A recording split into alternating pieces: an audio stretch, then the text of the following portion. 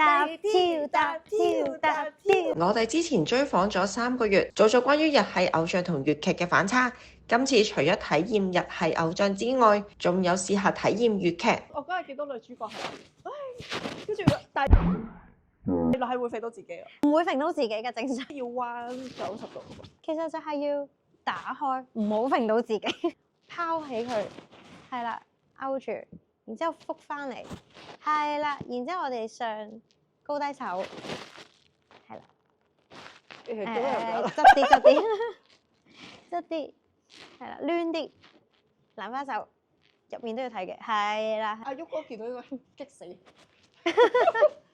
唔覺得要學1年啦，但係入面仲要 keep 住蘭花手。要啊，就算你有個袖遮住，你都要蘭花手。即係粵劇標準手勢嚟嘅。女仔一定要，即係全程要蘭花手㗎。係。好大打擊，我而家先知啊！原來粵劇真係好難㗎。